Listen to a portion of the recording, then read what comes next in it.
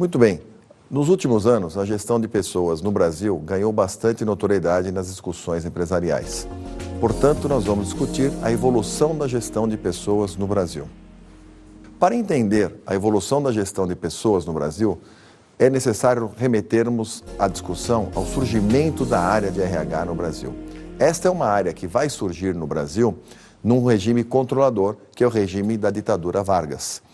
Um outro ponto muito importante é entendermos que várias das questões ligadas a empresas no Brasil nos remetem à era colonial, como nós vamos ver no texto.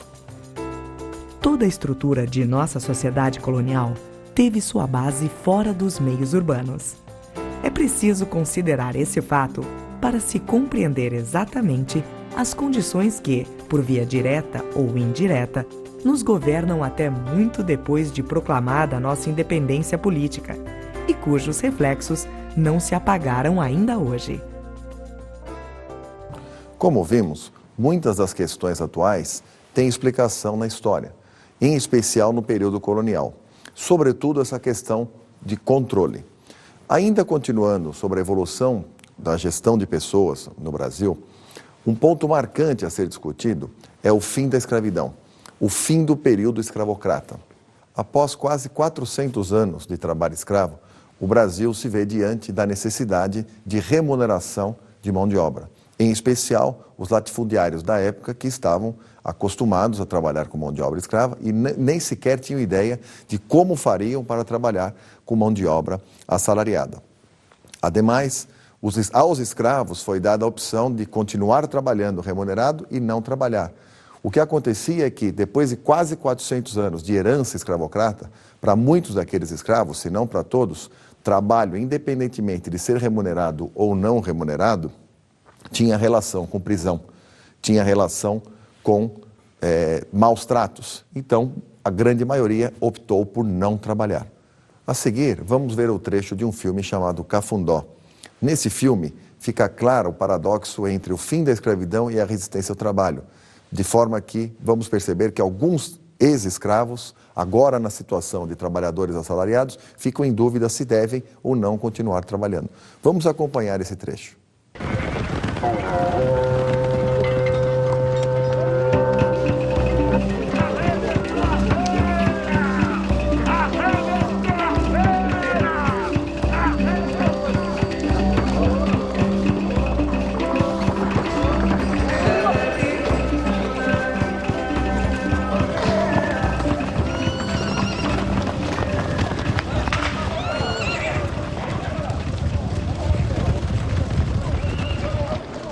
As mulas estão tudo aqui, coronel. São 35 mulas, coronel. Um caiu na grota e morreu de febre, coronel. É sempre assim. Sei como é que é. Ô, patrão, nós queríamos falar com o senhor. Nós gostamos muito do coronel, passando que nós agora é livre. Sei. E nós queríamos levar a vida do nosso jeito. Entendo. Vocês não são mais escravos. O Brasil não tem mais escravos. Somos uma república de homens livres. Querem ser livres? O que nós quer falar. Querem ser brasileiros? O que nós é. Vocês vão ter que provar isso. Lutando pelo Brasil, defendendo a república. Não, mas eu só queria pegar a mãe na fazenda e ir embora. Vocês vão se apresentar ao regimento militar como voluntários.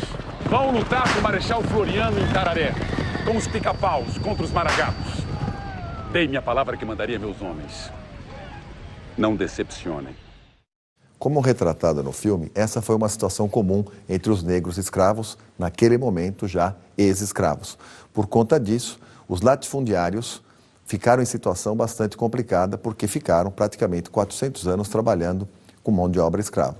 Por conta disso, há necessidade então de suprir a lacuna, naquele momento deixada por aqueles negros escravos que não queriam mais trabalhar, independentemente de ser assalariados ou não. Dessa forma, vai surgir, então, a mão visível do Estado na figura do senador Vergueiro.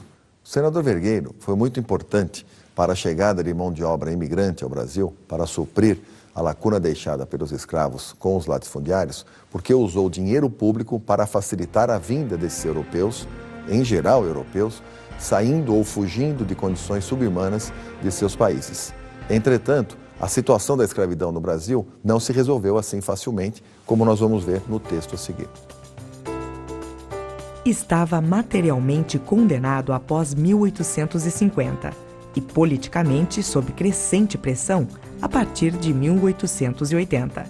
Tornava-se imperioso para o empreendimento cafeeiro encontrar uma fórmula que substituísse o trabalho cativo sem que fosse necessário apoiar-se na desacreditada mão de obra nacional.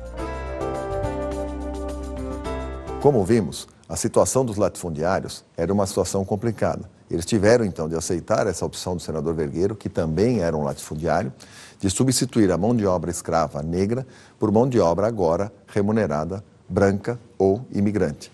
O que acontece é que muitos desses imigrantes, quando aqui chegaram, a eles foi prometido que eles trabalhariam, num primeiro momento, para pagar a viagem e, num segundo momento, para pagar a estadia. Ou seja, o que nós tivemos no Brasil? A substituição da cor da escravidão. Nós deixamos de ter uma escravidão negra para ter uma escravidão branca. Com um detalhe, esses europeus, em especial os europeus, quando aqui chegaram, tinham cultura de relações de trabalho. Um pouco mais tarde, com o início do período de industrialização, em especial no eixo Rio-São Paulo, muitos desses trabalhadores vão migrar do campo para a cidade e vão começar a trabalhar nas fábricas e exigir uma pauta de melhorias nas condições de trabalho.